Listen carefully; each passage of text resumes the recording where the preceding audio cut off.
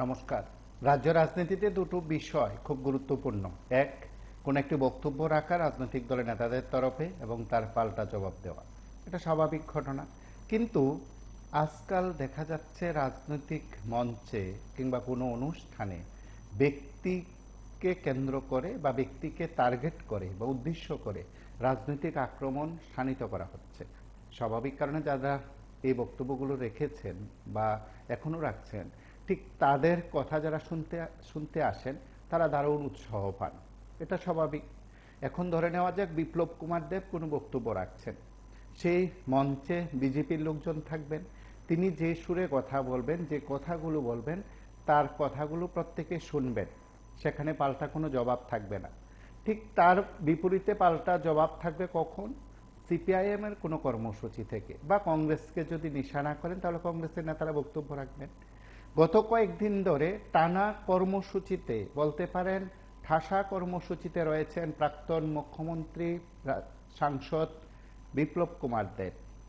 তিনি প্রায় প্রত্যেকটি কর্মসূচিতে নিশানা হিসাবে কমিউনিস্ট, সিপিআইএম, সর্বোপরি সদ্য পলিট ব্যুরোতে দায়িত্ব পাওয়া বা পলিট ব্যুরোতে সুযোগ পাওয়া সিপিআইএম রাজ্য সম্পাদক বিরোধী দলনেতা জিতেন্দ্র চৌধুরীকে রাজনৈতিকভাবে নিশানা করে আক্রমণ শাণিত করেছেন। পরপর কয়েকটি কর্মসূচিতে তার এই বক্তব্য রাজ্য রাজনীতিতে যথেষ্ট গুরুত্বপূর্ণ হয়ে উঠেছে। আবার প্রাক্তন মুখ্যমন্ত্রী সাংসদ বিপ্লব কুমার দেবের বক্তব্যকে পাল্টা হিসাবে জবাবের রাজনীতিতে সদ্য পলিট ব্যুরো সদস্য হওয়া বিরোধী দলনেতা সিপিআইএম রাজ্য সম্পাদক জিতেন্দ্র চৌধুরী তিনিও তার মতন করে জবাব দিয়েছেন। আমরা এই অনুষ্ঠানে আপনাদের প্রত্যেককে নিয়ে আমরা আলোচনা করতে চাই যে জবাব পাল্টা জবাব বলতে পারেন বিপ্লব দেব বনাম জিতেন্দ্র চৌধুরী বা বিপ্লব বনাম জিতেন্দ্র। ঠিক তার পাশাপাশি দুই যুব নেতা, ভারতের গণতান্ত্রিক যুব ফেডারেশন রাজ্য সম্পাদক নবারুণ দেব এবং বিজেপির যুব মোর্চার প্রদেশ সভাপতি বিধায়ক সুশান্ত দেব, একে অপরের বিরুদ্ধে রাজনৈতিক দৃষ্টিভঙ্গিতে আক্রমণ যেমন শাণিত করছেন, ঠিক তেমনি এ রাজ্যের বুকে যে সরকারি চাকরি অতীতে সঙ্গে বর্তমানের তুলনা, সেই সময়ের বেকারদের সঙ্গে সরকারের কি করেছে সেই বিষয়গুলো, ঠিক এই সময়ে কি করছে এই বিষয়গুলো নিয়ে মূলত তরজা চলছে, লড়াই চলছে, বাকবিতণ্ডা চলছে, বলতে পারেন বাকযুদ্ধ শুরু হয়ে গেছে।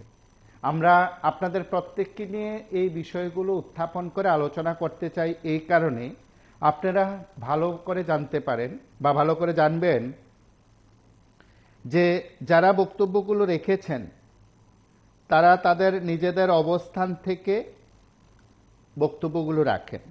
আমি একটি কথা বলি যে 2002 সাল কিংবা 2007-09 এমন একটি নির্দিষ্ট সময়ে বেশ কয়েকটি চাকরির ইন্টারভিউ দেওয়ার পর কোনো নিয়োগ প্রক্রিয়া সম্পন্ন করা হয়নি, এমন একটি অভিযোগ উত্থাপন করেছেন সুশান্ত দেব।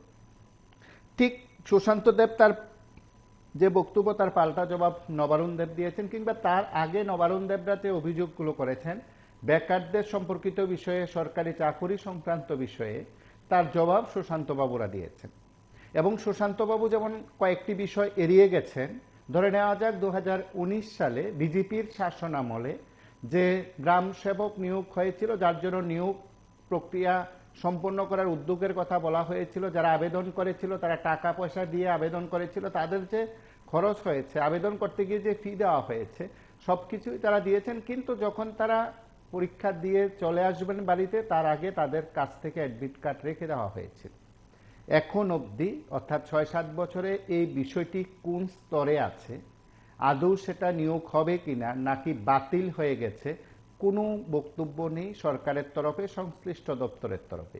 সুশান্তবাবু এই বিষয়টির কোনো পাল্টা জবাব দেননি।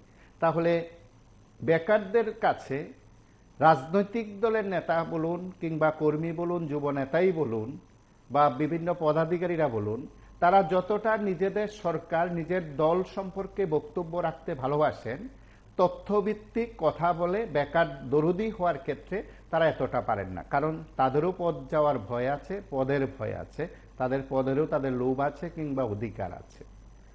আবার একটি বিষয় হচ্ছে 17 বছর ধরে স্নাতক স্তরে শিক্ষক নিয়োগ হয়নি, বামফ্রন্ট সরকারের আমলে বেকাররা চাকরি পায়নি বলে পার্টি অফিসে গিয়ে তালা দিয়েছে, নেতাকে সেখানে ঘেরাও করে রেখেছে, নেতার বিরুদ্ধে কুৎসা রটিয়েছে কিংবা ক্ষোভ প্রকাশ করেছে।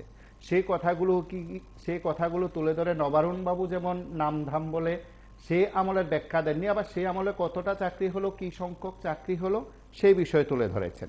এখন কেউ বলবেন যে বর্তমান সরকারের সময়ে চাকরি দেওয়া হয়নি, টাকা নেওয়া হয়েছে, এই অভিযোগ তুলে বেশ কয়েকটি জায়গায়, শুধু সিমনা নয়, বেশ কয়েকটি জায়গায় নেতার বিরুদ্ধে সরব হয়েছেন।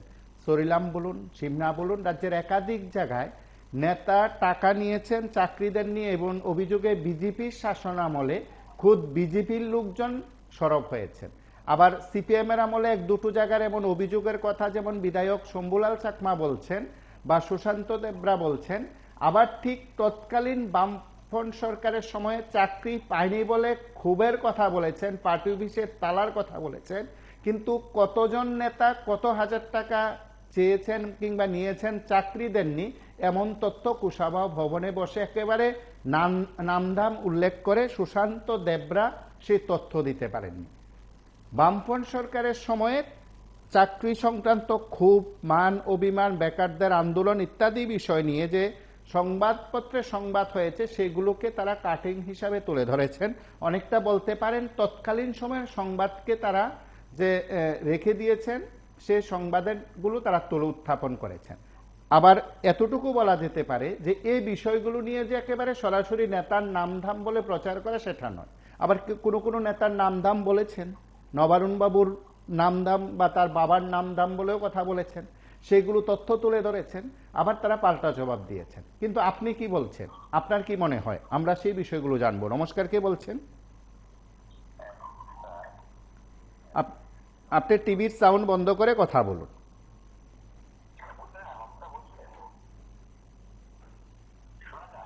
শোনা যাচ্ছে, আপনার বক্তব্য রাখুন।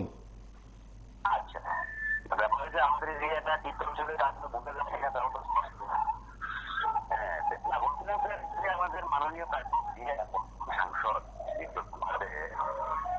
আমি বুঝি না, ঠিক আছে অভিভাবক ছিলেন কিন্তু উনি বুঝি না শান্তর মাত্র এগুলি বিবেচনা করেন না। একজন দায়িত্বশীল ব্যক্তি যদি আমি এটা পূজার প্রোগ্রামে গেছি, পূজার মতো কথা বলতে হবে, আমি এটা রাজনৈতিক প্রোগ্রামে গেছি, আমার রাজনৈতিক আলাপ হবে, আমি সামাজিক প্রোগ্রামে গেছি, ওই রকমই আলাপ হবে। উনি তো 2019-এ বললেন যে তো শুধু যেখানেই যার শুধু সিপিএম নিয়ে কথা বলেছি।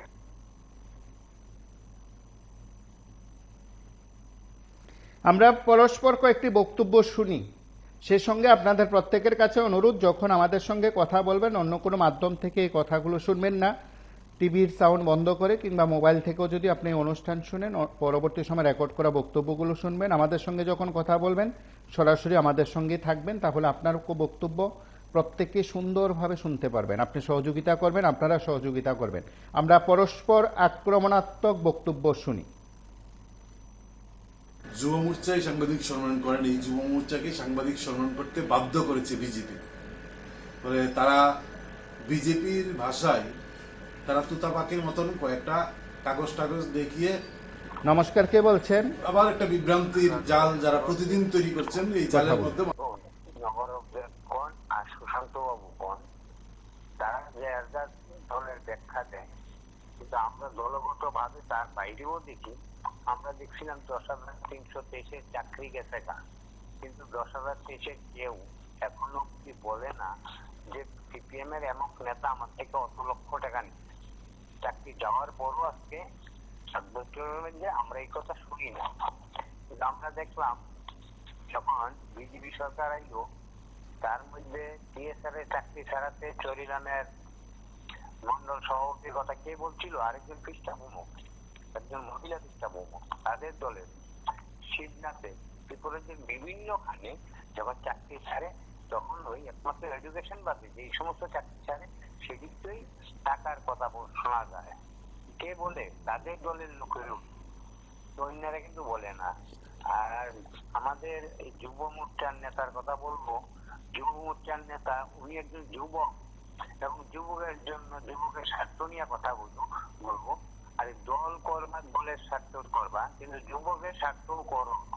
তোমাদের রাজ্যে চাকরির যে ভ্যাকেন্সি পোস্ট যেগুলি হইতে 7 বছরে, সেই ভ্যাকেন্সি পোস্ট গুলোই তো তোমরা পূরণ করছো না। তাহলে রতনবাবু আগে বলছিল 50,000 60,000 50,000 ভ্যাকেন্সি পোস্ট আছে, 60,000। তাহলে সেই ভ্যাকেন্সি পোস্ট গুলা কই গেল? আর এই 7 বছরে কত রিটায়ারমেন্টে গেল? এবং তোমরা কত হাজারের চাকরি দিলে? বিপ্লব যে 2020 বলছিল যে 22,000 চাকরি দিচ্ছে, এখন বর্তমান 25 আইয়া বললো মানিক শাহ যে 16,400 চাকরি দিচ্ছে। তাহলে কে সত্য কে মিথ্যা? তার জবাব দিন আমাদের যুব মোর্চার নেতা দিবে সুশান্ত বাবু। আমরা আপনাদের মাধ্যমে সুশান্ত বাবুর কাছে এই জবাবটাই চাই যে কত হাজার ভ্যাকেন্সি পোস্ট খালি হয়েছে, এই 7 বছরে চাকরি কত দিচ্ছে। তাদের কথা ছিল বছরে 50,000 চাকরি দিবে, 7 বছর 3.5 লক্ষ চাকরি হওয়ার কথা। তো এই কথা কেন ভুলে যায়? সামাজিক সম্মেলন করে বামফ্রন্টের দৃষ্টি করে। বামফ্রন্ট কিন্তু চাকরি প্রক্রিয়া চালু থাকবো এই কথাটা বলছিল, যে আমরা যখন ক্ষমতায় আসবো চাকরি প্রক্রিয়া চালু থাকবো, তবে চাকরির দরজা বন্ধ হবে না। কত চাকরি তার গ্যারান্টি কিন্তু বামফ্রন্ট সরকার দিতে শুনছি না, তাদের ম্যানিফেস্টোতে সেটা ছিল না।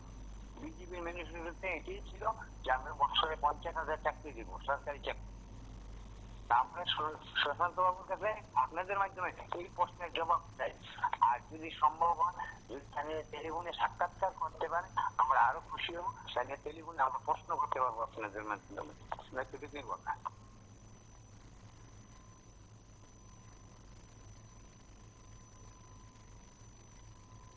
যারা প্রতিদিন তৈরি করছেন এই জালের মধ্যে মানুষকে নিয়ে যাওয়ার চেষ্টা করছেন। প্রথমত হচ্ছেন, আমাদের বক্তব্য হচ্ছে যে বছরে 50,000 চাকরি দেওয়ার কথা প্রতিশ্রুতি দিয়ে সরকারের ক্ষমতায় এসেছিল বিজেপি। বছরে 50,000 তো দূর, 7 বছর পর বিজেপি তার যুব মোর্চাকে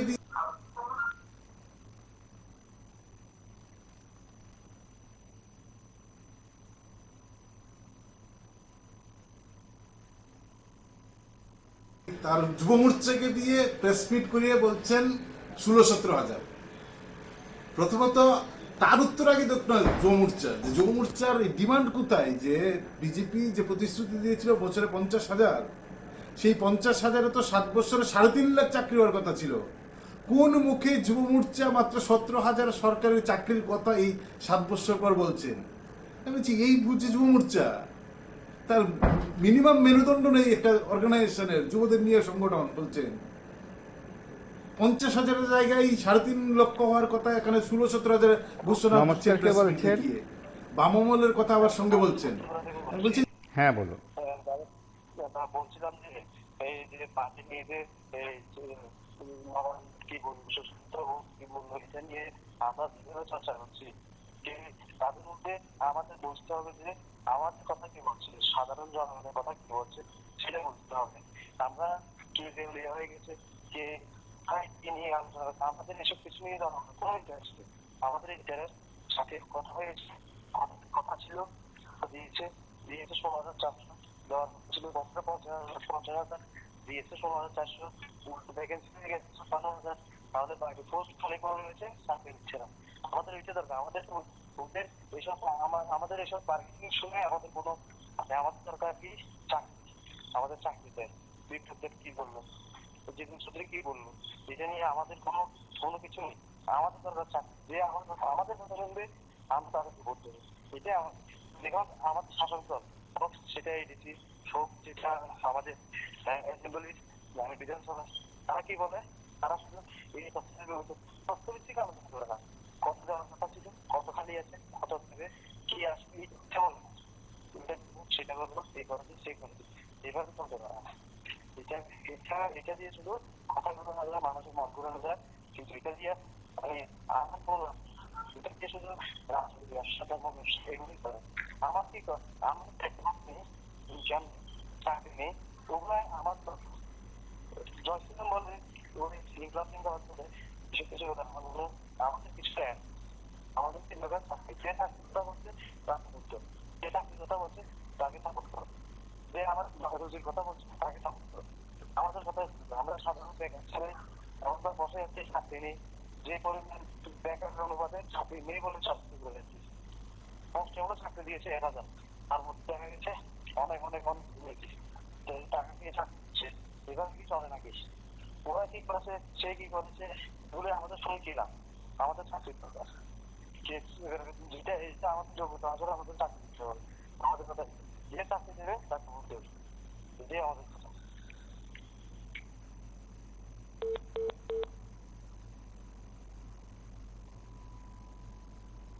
দলের কথা আবার সঙ্গে বলছেন, আমি বলছেন যুব মোর্চার যে নেতারা তারা রাজনৈতিকভাবে এতই মানে দেউলিয়া হয়ে গেছেন, নমস্কার, তারা এই কে বলছেন? খবরটা রাখেন না যে 2018 পর থেকে হ্যাঁ বলুন। দেখুন নৌকার চূড়ান্ত মানে রাজনৈতিক ভাষণ মারছে বোকা বানানোর জন্য। দুজনকে বাবা মূল্যে দুটো নীতি ছিল, নীতি আর মেধা।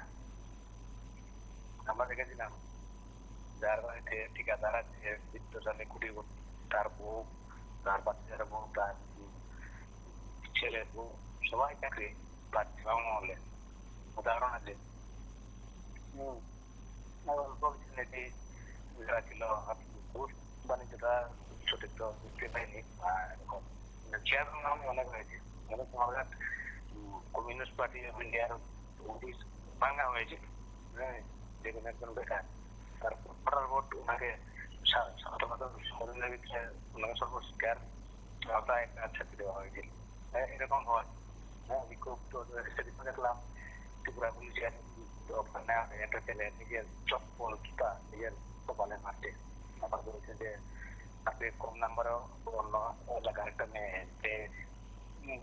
বাণিজ্য চাকরি। এবার সেদিন গেলাম চা বাগানের একটা শিক্ষিত ছেলে নাকি 15 লক্ষ টাকা দিয়েছে ক্যামেরার সামনে বাইরে নজরে ধরা দিয়েছে, নাম দাম সহ বলছে কি জনগণের এটা তো কোনো বুঝতে হচ্ছে না। তো মানে তদন্ত করা তো বুঝতে পারা যেমন অপরাধ নেওয়া ওরা কোথায় বলছে না। দুর্নীতি ধরা 25 বছর বয়সে তাদের থেকে আরো মানে কোন নিরপেক্ষ নেই। ওপেন বলছে, মিডিয়ার সামনে বলছে একটা সত্তর কোনো পদক্ষেপ নেই। কি হয়েছে বিষয়টা বাণিজ্য অনেক বেআইনি তার সুন্দর অপরাধ সামনে ভোট আসছে, ওনারা দেখবেন কথা বলবে, মোবাইলের কথা বলবে, ঠিক আছে, নিজের সামনে আজকে সামনে আসছে, এগুলি চলে। কিন্তু বর্তমানে দেখছি আবার তাদের এই 15 লক্ষ রকমার দেখলাম একটা ইতিমধ্যে বেশ কয়েকটা টাকা সরাসরি ক্যামেরার সামনে বলে তোমাকে ভোট নিয়ে তোমাকে ভোট নিয়েছে।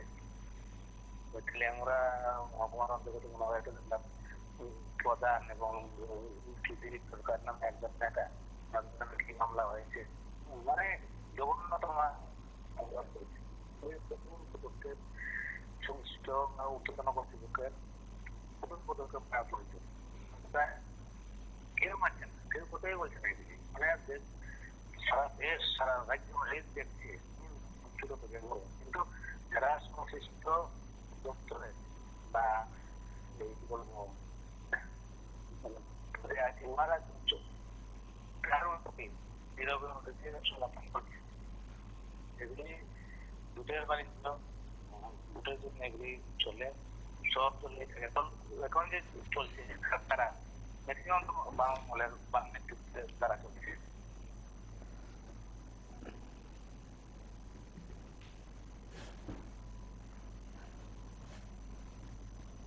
পর থেকে 6 বছর 2024, এই 6 বছরে রাজ্যে 56,000 সরকারি কর্মচারীর সংখ্যা কমেছে। 56,000 ন্যূনতম লাজ লজ্জা বিসর্জন দিয়ে কালকে প্রেস মিটটা করলেন, আমরা দেখলাম, অবাক হলাম। 56,000 সরকারি কর্মচারীর সংখ্যা কমেছে। যুব মোর্চার কাছে এই তথ্য নেই, তাদের জানা উচিত। আমি বলবো যে দয়া করে এই বিষয়গুলো আপনারা একটু চিন্তা করুন। তাহলে 56,000 যে সরকারি কর্মচারীর সংখ্যা কমছে, সরকারের নিয়ম অনুযায়ী প্রতি বছর যে শূন্যপদ পূরণ হচ্ছে না, নমস্কার, কে তাতে বলছেন? প্রতি বছর হাজার হাজার শূন্যপদ অ্যাবলিশড হয়ে যাচ্ছে। মানে আপনার ক্যাপশন দিতেন জিতেন্দ্র বনাম বিপ্লব, নবারণ বনাম চূড়ান্ত।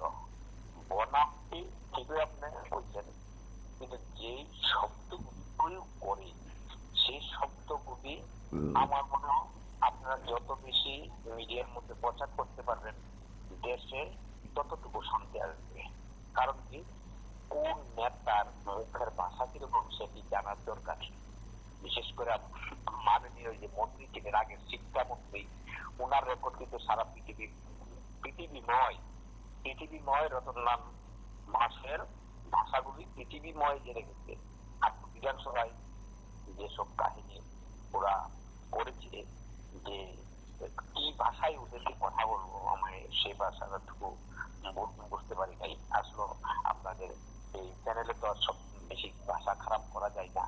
বিধানসভার মতো কিন্তু আমরা চ্যানেলটা মনে করি না। চ্যানেলটা একটা শান্তি পরিবেশের চ্যানেল। চ্যানেলে কিন্তু অনেক সময় শান্তি ঘুরে আনে, কারণ আমাদের মনের কথা, বিভিন্ন পৃথিবীর মানুষের মনের কথাগুলি আপনাদের চ্যানেলে বলা হয়। আপনার চ্যানেলকে তো প্রথমেই ধন্যবাদ। দ্বিতীয়ত কথা হলো, এরকম অনুষ্ঠান সবসময় করা অবশ্যই দরকার। আর সবচেয়ে বেশি তাদের ভাষাগুলি কি প্রয়োগ করলো সেগুলি কিন্তু আপনার চ্যানেলে কতক্ষণ পর পর বাজাবেন, মানুষ কিন্তু এটা বুঝো, তাইলে বুঝতে পারবে জিতেন্দ্র চৌধুরী কিরকম ধরনের লোক, বিপ্লব দেব কিরকম ধরনের লোক। জিতেন্দ্র চৌধুরীর যে ভাষার মধ্যে কোনো ত্রুটি নেই, সে ট্রাইবেল উপজাতি অংশের মানুষ হইল, তার ভিতরে আমার মনে হয় পড়াশোনা সঠিকভাবে করেছে, কলম দিয়ে লিখেছে, কলমের বুটকি দিয়ে সে লেখে নাই, মনে হয় কলম দিয়ে লিখেছে, জ্ঞান বুদ্ধি সঠিক তৈরি করেছে, যার জন্য তার ভাষার জ্ঞান সুন্দর। পৃথিবীর মানুষ না, প্রত্যেকটি মানুষ একবার বুঝবে তার ভাষাটা কিরকম। আর বিপ্লবদের যে ধরনের ভাষা জ্ঞান করেন, বিশেষ করে বিজেপির মধ্যে যে ধরনের কতগুলো নেতারা ভাষা জ্ঞান করেন, আমার মনে হয় এগুলি পড়াশোনা করে ওরা ভাষা জ্ঞান করেন। আর ওরা পড়াশোনা কিভাবে শিখেছে, কোথায় থেকে শিখেছে, এটা আমাদের সন্দিহান। ভালো পরিবেশের মধ্যে ওরা পড়াশোনাও করে নেয়, যার জন্য ওদের ভাষা জ্ঞানগুলি সঠিকভাবে করে না। সেভাবে কিন্তু ভাষা জ্ঞান করার সঠিক না, মানুষ শিখবে। বড় বড় নেতা মন্ত্রীদের থেকে মানুষ, ছোট ছোট বাচ্চারা শিখবে। আর দেখা গেল যে বিধানসভার মধ্যে যে কি করে মানে কিসের মতো ব্যবহার, বাচ্চারা এইগুলি যদি শুনে কুকুর বিড়াল যে ধরনের সাজ্ঞা লাগে, ঝগড়া লাগে, সে ধরনের ব্যবহারটা কিন্তু বিধানসভাতে করতে আমাদের ছেলে মেয়েরা যদি শুনে তারা কি শিখবে। রতনলাল মানুষের কাছে দাবি, আপনি যে ভাষা জ্ঞানগুলি বিধানসভা করেছেন, আপনার ছেলে মেয়েদের কি আপনি কি এই ধরনের শিক্ষা চান? আমার মনে হয় আপনি যে জিনিসটা করেছেন মহা অন্যায় করতে আছেন। আপনি মনে হয় মরে গেলেও শান্তি পাবেন না, আপনার বিরুদ্ধেই মানুষ সবসময় কথা বলবে। এই ধরনের ভাষা জ্ঞান করা উচিত নয়। আর এদিকে যারা সরকার পক্ষের মধ্যে আরো কিছু লোক আছেন, 3-4 জন মন্ত্রীও আছেন, তাদের ভাষা জ্ঞানগুলি সঠিক করা উচিত। বিধানসভাতে মানুষ এগুলি শুনেন, মানুষ শিক্ষা নেওয়ার উচিত।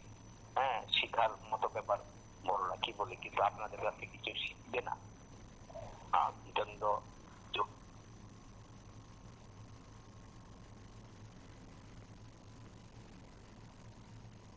অ্যাবলিশড হয়ে যাচ্ছে, মানে ভবিষ্যতে সেখানে আর চাকরির সুযোগ নেই। কারা চাকরি পাবেন? এই সময়ের যুবকরা, যাদের বয়স 36-40 হয়েছে। ফলে সেখানে চাকরির দরজা সম্পূর্ণ করে বন্ধ নমস্কার, কে করে বলছেন? দিয়েছে। 3 নম্বর হচ্ছে গত কথা বলুন। বলছিলাম, মানে সুশান্ত যে প্রত্যেক দিন মানে সাংবাদিক সম্মেলন করে বলছে কি ত্রিপুরা, সমগ্র ত্রিপুরা চাকরি হয়েছে। তো জিজ্ঞেস করতে যদি নেশামুক্ত হতো, তাহলে আমাদের যে বিপ্লব দাদা, তো বিপ্লব দাদা কি হবে প্রত্যেক দিন মানে যতবার কোনো মিটিং এ যান, মিছিলে যান, তখন মানে কি মিটিং এ যান, মিছিলে যান, সেটা আমরা বুঝতে পারছি না। তো ওনাকে সেদিনও দেখলাম কি বলছেন, কি মানুষ নাকি আগে হানিমুনে যেত পার্টি অফিসে, এরপর নারিকেল নড়লে সিপিএম, নড়লে কি বিজেপি, তারপর কি আমার ত্রিপুরার জনসংখ্যা 40 কোটি। তো এগুলো কি মানে গাঁজা থাকলে কিভাবে বলতে হবে? আমি এটাই ভাবছি আর কি, যে ত্রিপুরা নেশামুক্ত ত্রিপুরা ঠিক আছে, নেশামুক্ত ত্রিপুরা হয়ে গেছে, তাহলে মানে গাঁজাগুলো কি আমাদের ওই বিপ্লব দে বা রতনলাল নাথের বাড়িতে গিয়ে তারা কি দিয়ে আসে নাকি? আবার তো আর কিছু বলতে, আরেকটা জিনিস বলতে চাই যে তারা কি মানে শুধু এটা কি তারা মিডিয়াদের নিয়ে খেলা করছে, যে আমি আজকে মিডিয়া তাদের নিয়ে একটা ইন্টারভিউ দিয়ে দিলাম, আরেকজন আরেকটা ইন্টারভিউ দিয়ে দিল, তো এটা শুধু ইন্টারভিউ খেলা হয়ে গেছে আর কি। মানে আমি বলে দিলাম তার মানলাম ঠিক আছে আমরা 25 বছর সিডিএম করেছে, কিন্তু সিডিএম যে ভুল করেছে সেটার জন্যই তো আমি ভোটটা আপনাদের দিয়েছিলাম যে আপনারা কিছু একটা করবেন। তো এখন যদি আসেন শুধু আপনারা যে বলেন সিডিএম এইটা করেছিল ওইটা করেছিল, এটার জন্য তো আপনাদের ভোটটা দেওয়া হয়নি না, ভোটটা তো দেওয়া হয়েছিল কিসের জন্য? যে ত্রিপুরা থেকে তোমরা কিচ্ছু একটা দেবে, সিডিএম দেয়নি তাই তোমরা তোমাদের চান্স দেওয়া হয়েছে যে তোমরা দেও। এখন কি দিচ্ছ তোমরা 7 বছরে কি দিয়েছ, এটা ত্রিপুরার জনগণকে তোমরা বোঝাও না। 20 বছর সিডিএম করেনি করবেন, তোমাদের যেখানেই দেখছি মানে ত্রিপুরার বিজেপি বা ভারতের বিজেপির কথাই দেখি আমি, কি করে তারা মানে বিরোধীরা কি করেছে করেনি এটা নিয়ে তারা মাথা ব্যথা থাকে তাদের, কিন্তু তারা কি করেছে এটাই তো বলতে পারে না। না তাদের তুই আসলে কি তাদের মানে কলসির মধ্যে বলে না যে কলসিটা শূন্য হয়ে আছে, তাদের কলসিটা শূন্য, কলসিটাই বেশি শব্দ করে আমাদের বাঙালি ভাষায় আসছে যখন, তো তারা মনে হচ্ছে কি এমনই এটা কিছু। ধন্যবাদ।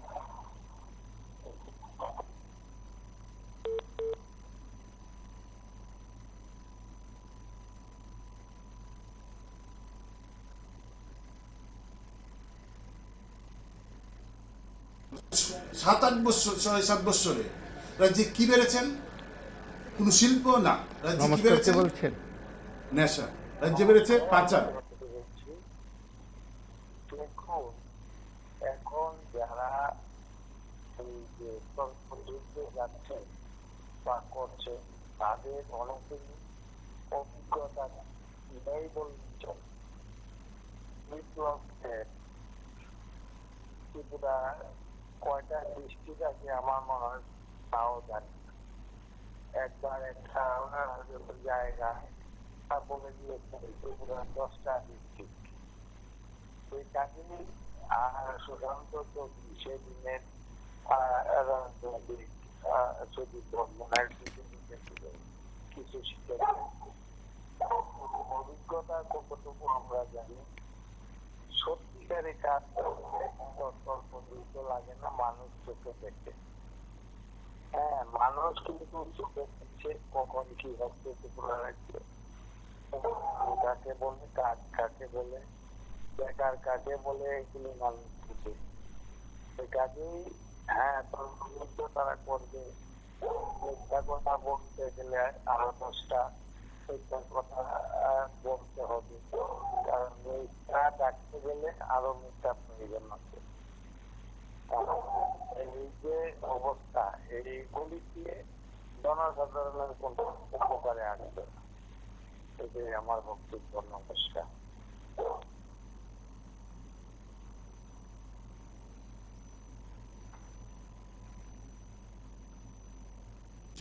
রাজ্যে বেড়েছে পাচার, রাজ্যে বেড়েছে তুল্লাবাজি। এই 3টা শিল্পকে প্রমোট করছেন। একটা শব্দ এর বিরুদ্ধে যুব মোর্চা কোনোদিন উচ্চারণ করেছেন? নেশার বিরুদ্ধে একটা শব্দ উচ্চারণ করেছেন? পাচারের বিরুদ্ধে একটা শব্দ উচ্চারণ করেছেন? তুল্লাবাজির বিরুদ্ধে যুব মোর্চা একটা শব্দ উচ্চারণ করেছেন? আমরা প্রতিদিন লড়াই করছি নেশার বিরুদ্ধে, পাচারের বিরুদ্ধে, তুল্লাবাজির বিরুদ্ধে। এবং যাকে দিয়ে আমি অনুরোধ করব, যুব মোর্চার যিনি রাজ্য সভাপতি তিনি বিশালগড়ের বিধায়ক, আমি একটা যুব সংগঠন, আপনারা আমাদেরকে বিরোধী মনে করতেন, কিন্তু এই বিরোধিতার জায়গায় উপেক্ষা করে আমি বলবো আপনি যে এলাকায় বিধানসভার সদস্য নির্বাচন করেছে মানুষ, গোটা রাজ্যের পাচার, নেশার এবং ছিনতাইয়ের রাজধানীতে পরিণত হয়েছে বিশালগড়। গোটা রাজ্যের কথা না ভেবে প্রথমত বিশালগড়ের কথা ভাবুন। গতকালকে যখন বিজেপি প্রেসমিট করেছে তখন একটা ডেইলি সন্ধ্যার পত্রিকায় এই ধরনের খবর প্রকাশিত হয়েছে বিশালগড়ের অবস্থা নিয়ে। বলে বিশালগড়ের অবস্থাটা কি? যুব মোর্চার যিনি নেতৃত্ব দিচ্ছেন, বিশালগড়ের খবর রাজ্যের মানুষ জানেন না। এখন দেশের বিভিন্ন ভাবে যারা এই সমস্ত যে ইন্টেলিজেন্সরা এই সমস্ত বিষয় দেখেন, তাদের খাতায় রাজধানী ত্রিপুরার বিশালগড়ের নাম উঠে এসেছে। ফলে যারা এটা করেছেন তারা কি অজ্ঞতায় আর কি বুঝে করেছেন আমি জানি না। ফলে সবার কাছে অনুরোধ করবো, যুব মোর্চার কাছে অনুরোধ করবো, যদি কোমরে জোর থাকে, যদি মেরুদণ্ড থাকে, রাজনৈতিক সচেতনতা বুথ থাকে, তাহলে এই 50,000 করে বছরে সেই চাকরি কোথায় বিজেপিকে জিজ্ঞেস করুক যুব মোর্চা।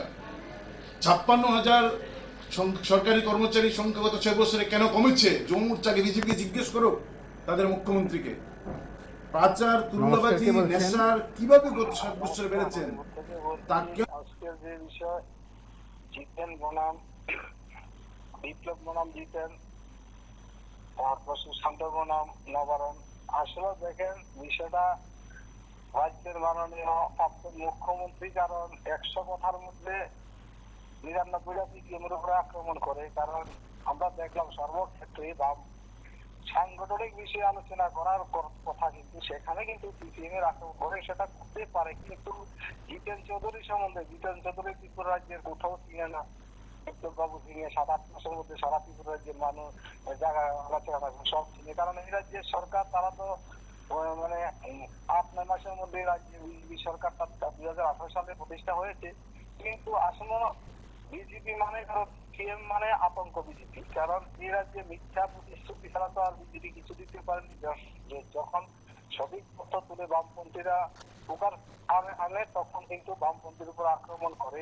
কারণ নবানন্দ যেগুলা প্রশ্ন করেছিল, কিন্তু রাজ্যের যুব মোর্চা কিন্তু বছরে 50,000 চাকরি দেওয়ার কথা ছিল, কিন্তু সেখানে কত হাজার চাকরি দিল। কিন্তু 7 বছরে 3.5 লক্ষ চাকরি হওয়ার কথা ছিল, কিন্তু সেখানে আসলে সারা ত্রিপুরা রাজ্যের মানুষের জানেন, নবারণ বলার অপেক্ষা থাকে না। সারা ত্রিপুরা রাজ্যের মানুষের জানে যে বিজেপির নেতা নেত্রীরা কারণ জুমলা মিথ্যা প্রতিশ্রুতি ছাড়াই ত্রিপুরা রাজ্যে কোর্টে নেই। কারণ এখন পর্যন্ত শ্রমজীবী মানুষের সাথে কথা বলে না, কর্মচারীর সাথে কথা বলে না, বেকারের কর্মসংস্থান কিভাবে নিবারণ করা যায় সেদিকে তারা ভাবে না। ত্রিপুরা রাজ্যে, সারা ত্রিপুরা রাজ্যের মধ্যে বেকার কাজ করিয়ে রাখছে, কিন্তু ত্রিপুরা রাজ্যের বেকার শ্রমজীবীকে মানুষকে কিভাবে টাকাটা দেওয়া যায়। মাস চলে গেল, একটা নতুন পয়লা বৈশাখ আসতেছে, কিছুদিনের মধ্যে মানুষের টাকার প্রয়োজন, অর্থনৈতিকের প্রয়োজন, টাকা মিলবে সরকার দিবে। কারণ মানুষের ঘরে আসলে সমস্ত যে বাজার জাতক হবে, আমরা দেখি রাস্তা অবরোধ করছে, কিন্তু তাদের অ্যাডভার্টাইজ কিন্তু কোনোটাই ঘামতি নেই। কিন্তু তাদের উপরে তাদের মতন করে অ্যাডভার্টাইজ করে যাচ্ছে। কিন্তু আসলে এই রাজ্যের বিজেপি দলের মিথ্যা প্রতিশ্রুতি দিতে মানুষকে বিভ্রান্ত করে ফেলেছে। কিন্তু সেদিকে করার জন্য কিন্তু আসলে এই রাজ্যে যখন রাস্তা দরকার, রেল স্টেশন উন্নয়ন করার দরকার, হসপিটাল গুলো উন্নয়ন করার দরকার, একটা মানে আমরা দেখলাম উদয়পুরের মাধ্যমে বামপন্থীরা দিয়েছে, সব মানুষের জ্বলন্ত সমস্যা নিয়ে কিন্তু ডেপুটেশনটা দিয়েছে। কিন্তু বিজেপিতে ধারে কাছেও থাকে না। কিন্তু তাদের একজনের থাকতে হবে, তাদের সাংগঠনিক আলোচনা করতে গেলে সিপিএম কে আক্রমণ করতে হবে। মানে এই রাজ্যে কোনো এই বামপন্থী কোনো নেতা নেত্রী এখন পর্যন্ত মোটা ডান্ডা নিয়ে, ফ্ল্যাগ নিয়ে মিটিং করছে বা কোনো অফিস আক্রমণ করছে, সেটা এমন নজিরবিহীন দেখাতে পারবে না। কিন্তু বিজেপি সরকার আসার পর থেকে আমরা দেখলাম রাজ্যের সভাপতি রাজীব ভট্টাচার্য কিন্তু বড় ডান্ডা নিয়ে কিন্তু ত্রিপুরা রাজ্যের অনেক সন্ত্রাসের প্রথম সার্জে ছিল, ত্রিপুরা আক্রমণ করছে, সন্ত্রাস হয়েছে, সিপিআইএম এর গাড়ি ঘোড়া ভাঙছে।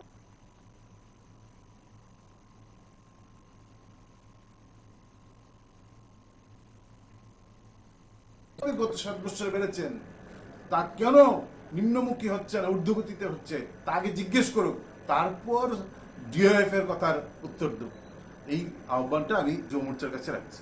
না, অ্যাকচুয়ালি বক্তব্যের জন্য অনেক কিছু বক্তব্য দেওয়া যায়। যেই তথাকথিত স্বঘোষিত যুবনেতা মিডিয়ার সামনে বক্তব্য দিয়েছে, আমাদের প্রেস কনফারেন্সের সঙ্গে ওনাদের বক্তব্যের কোনো মিল নেই। তার পাশাপাশি ওই যুবনেতা নিজের পরিবারকে চাকরি দেওয়ার জন্য যে একটা অপচেষ্টা করেছিল, সেটার প্রতিবাদ 2014 সনে কিন্তু ওই দলের পার্টির ছাত্র যুব সংগঠনের নেতৃত্বরাও করেছে। এটা আপনাদের সংবাদ মাধ্যমে আমরা পেয়েছি, এটার কপি আপনাদেরকে দিয়ে দেব। এবার বিষয়টা হলো, আমাদের সরকার, আমাদের যুব সংগঠন যুবকদেরকে সঠিক একটা দিশা দেখাতে চায়, ওনারা যুবকদেরকে বিভ্রান্ত করার চেষ্টা করছে। এবং ওই স্বঘোষিত যুবনেতা আমি ওনাকে অনুরোধ করব, উনি আমার বিশালগড় নিয়ে কথা বলেছে, আসুন আমার বিশালগড়ে, দেখুন মানুষের সুশাসন, দেখুন ডেভেলপমেন্ট। আপনাদের সময় আপনারা নেশাকে শিল্প করেছিলেন, আপনারা গাঁজাকে শিল্প করেছিলেন, আপনারা বিভিন্নভাবে যুবকদেরকে ব্যবতে পরিচালনা করেছিলেন। আর আমরা যুবকদেরকে সঠিক দিশা, সঠিক লক্ষ্যে পৌঁছাতে চাই এবং ওই যুবনেতাকে আমি চ্যালেঞ্জ করব, আপনি গোটা রাজ্যে ঘুরুন, যুব সম্প্রদায় ভারতীয় জনতা পার্টির পক্ষে আছে, যুব সম্প্রদায় যুবকদের পক্ষে আছে এবং ওনারা মাটির ভিত হারিয়ে ফেলেছে, তাই বলে আবোল তাবোল কথা বলছে। আমরা সাংগঠনিকভাবে মজবুত আছে, আমাদের সরকার যুবকদের জন্য সঠিক দিশা দেখানোর জন্য কাজ করে। ওরা নিজে কোনো সময় ইলেকশনে দাঁড়ায়নি। ওদের যুবক মানে চুল পাকতে হবে, ওদের যুবক মানে মাথা থেকে চুল ঘষে পড়তে হবে। এবং আমাদের সময় আমার মতো যুবকদেরকে দায়িত্ব দিয়ে বিধায়ক বানাচ্ছে, বিভিন্ন দায়িত্ব দেওয়া হচ্ছে, গুরুত্বপূর্ণ পার্টির সাংগঠনিক দায়িত্ব দেওয়া হচ্ছে। এইটাই ডিফারেন্স দুইটা দলের মধ্যে। এই দলের নাম নিতে আমাদের ঘৃণা হয় এবং এই দলকে আমি দেউলিয়া বলবো, এই দলের যুব সংগঠনকে আমি দেউলিয়া যুব সংগঠন বলবো। আমরা একমাত্র যুবকদের জন্য কাজ করছি। কে বা কারে মন্তব্য করেছেন আমি তার নাম উচ্চারণ করতে চাই না। কিন্তু দুর্ভাগ্য হলো আমাদের দেশের রাজনীতিতে এমন সমস্ত অযাচিত এবং নানা ধান্দার সাথে যুক্ত মানুষ মানে এখানে যুক্ত হয়েছেন। এটা ভারতীয় সভ্যতা, ভারতীয় রাজনীতি, ভারতীয় গণতন্ত্রের একটা বড় দুর্বলতার দিক। এই যে মানুষের অধিকার নিয়ে যে লড়াই, যেটাকে আমরা বলি রাজনীতি, রাজন্য শাসন নেই, কিন্তু তারপরও বলা হয় রাজনীতি তথা রাজাদের নীতি। রাজা মানে এটা এই অর্থে বলা হয় যে সমগ্র জনসংখ্যার কথা যারা ভাবেন তাদের নিয়ে যারা কাজ করেন। তো এই জায়গায় কিছু অর্ধশিক্ষিত নানা ধান্দার সাথে যুক্ত লোক যুক্ত হয়ে এই রাজনীতিকে, তার মানটাকে এত নিচে নামিয়ে দিয়েছে। আর ত্রিপুরাজ্য হল তার অন্যতম একটা মৃগয়া ক্ষেত্র। এটা একটা দিক। আর একটা দিক হল সাম্প্রতিক কালে এরকম যে তাচ্ছিল্য করা, কটূক্তি করা, খোঁচা দেওয়া, এটা প্রচন্ডভাবে বেড়েছে। স্থান নেই, কাল নেই, পাত্র নেই, পূজার মণ্ডপে, সামাজিক অনুষ্ঠানে এবং যখন তখন যেখানে মানুষ রাজনীতির কথা বলার জন্য আসেন না, সেই সমস্ত ক্ষেত্রকেও কলুষিত করা হচ্ছে। এটা কিসের লক্ষণ? এটা উপস্থিত জনতা বা শ্রোতা তারা শুনতে চাইছেন তার জন্য নয়। শাসক দলের মধ্যে বা শাসক জোটের মধ্যে একটা বিকার হচ্ছে। বিজেপি, তীব্রামথা, দুটা দলের মধ্যেই একটা বিকার। এই বিকারটা কেন? একদিকে হলো অন্তর্কুন্দল, আর হলো ক্রমবর্ধমান যে অনৈতিক কার্যকলাপের সাথে এই দুটি দলের যারা শীর্ষ নেতা, আমি সবাইকে বলছি না, সমস্ত বিজেপি তীব্রামথার লোক তারা খারাপ নন। তারা এরকম এটা এই কোনো অসৎ উদ্দেশ্যকে নিয়ে রাজনীতি করছেন তা নয়, তারা এই রাজনীতির শিকার।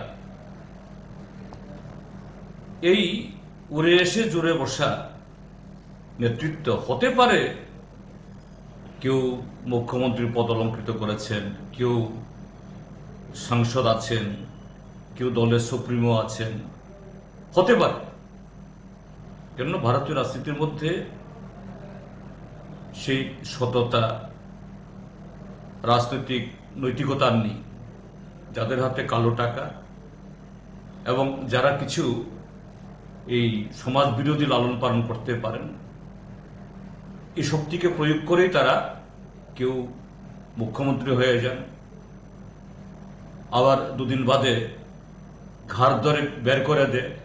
এই নির্লজ্জ বেহেয়ারা আবার কিভাবে মুখ দেখায় আমি জানি না।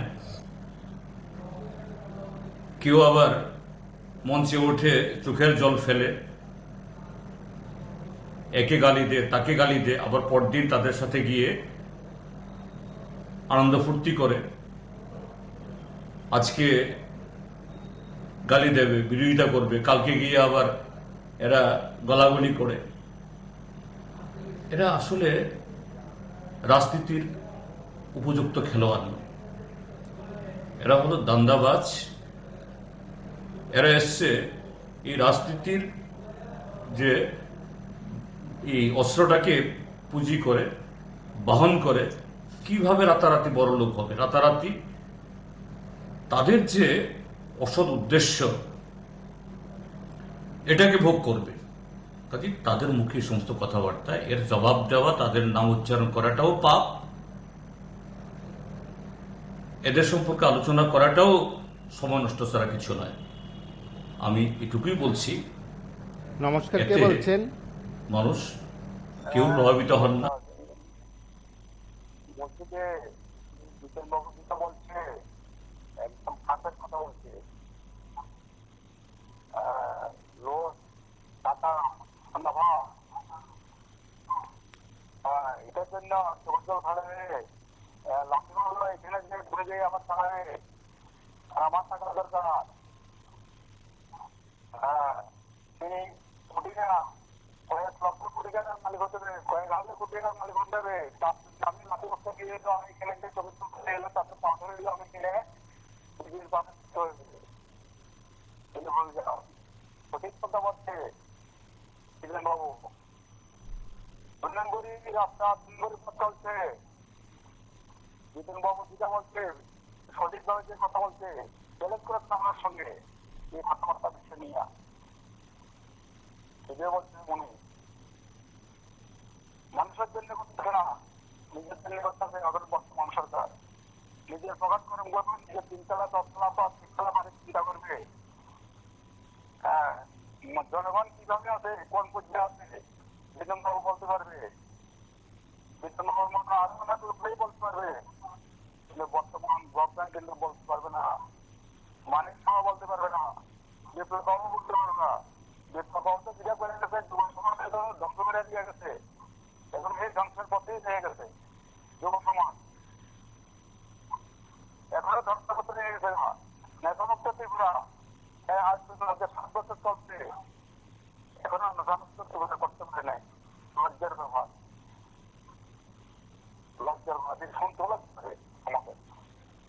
কেন আমাদের এদের গিয়ে আমাদের এদের পাড়ায় এদের পাশে কেন যারা ভুল হচ্ছে আমাকে, আমাদের জনসাধারণকে ভুল বুঝিয়ে আজকে কালকাটা কুম্ভ ঢুকাচ্ছি, আজকে আমাদের এই পদ্ধতি চলছে। ঠিক না? এইটা মনে হয় বুঝতে পারেন না কি হবে সামনে। কি হবে সত্য কথা বলছে, এটি আমার বলা কথা। লজ্জা লাগে বর্তমান সরকারের কথা বলছে, সত্যি লজ্জা করে, ঘৃণা লাগে।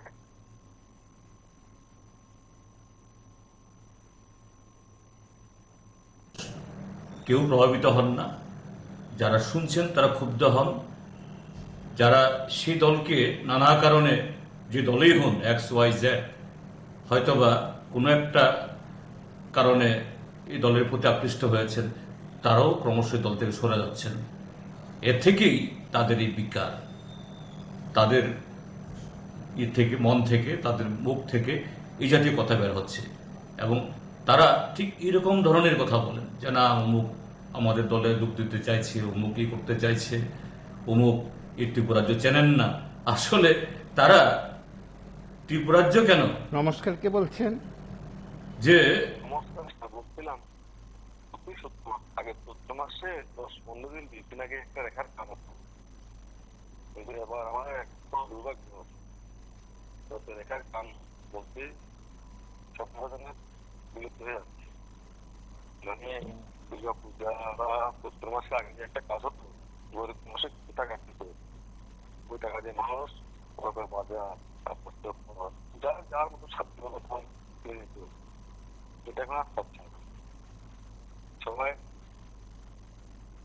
নিজের মতো সবাই পাখি ভাই ভাই নিচ্ছে, তার তো মজুর কিছু নেই। আগে আমরা 18 আগে দেখেছিলাম, 18 আগের থেকে কিন্তু এভাবে কাজ হতো। আমরা পক্ষে কয়েক বছর হয়েছিল, এখন হচ্ছে না। দেশের পক্ষে একদম এটা মানে ফালকার যেমন লালকার মতন একটা এটা হবে না। আর আমি তো চৈত্র মাসে 20-25 দিন আগে একটা কাজ হতো। এমন থেকে আমরা শনিবার ছিল, ব্যাংক বন্ধ ছিল 2014 বা 17-18 ভিতরে। ব্যাংক থেকে সরকার, রাজ্য সরকার রিকোয়েস্ট করছে আপনারা বিভিন্ন বাবু একদিন ছুটির পক্ষে সারাত্র দিকে আমাদের প্রত্যেককে টাকাগুলো দিয়ে দিই, কারণ টাকা ঢুকেছে। কারণ টাকাগুলো পেলে মানুষ উপকৃত হবে। এভাবে ব্যাংককে রিকোয়েস্ট করে সব ব্যাংকগুলা রিকোয়েস্ট মেনে জনসাধারণকে টাকা দিয়েছে। আপনারা একটা বন্ধ করে সবাই টাকা দিয়েছে, নিয়ে যান। তারপর দিন ছুটি রোববার, দিনও টাকা দিয়েছে কিছু ব্যাংক। এখন তো সব কারণে এসব ব্যাংকের ধান্দা নেই। আমাদের খালি মদের করতে আমাদের দিকে গ্যাস বেড়ে গেল 50 টাকা, মানে কাকে দিল কাকে বলো তারা বুঝতে পারছে না। তো মানুষ সব দৌড়ে আছে। আমাদের কংগ্রেস যারা আছে তারা গিয়েছে না, তারা সব দৌড়েছে না গেছে আর কি। দেশে আগে তারা কি দিয়ে আসবে, তারপরে আস্তে আস্তে শেষ হচ্ছে। তারা তো সব ব্যবসায় ব্যবসা এখানে গিয়েছেন, তাদের শেষ হলে আস্তে আস্তে আবার সংগঠনে করবে। তখন তারা বুঝতে পারি কতদিন চৈত্র মাসে চৈত্র মাসে বছর শেষে আপনার কাজ মানুষের হাতে টাকা নেই, তো তারা ভালো ছিল না।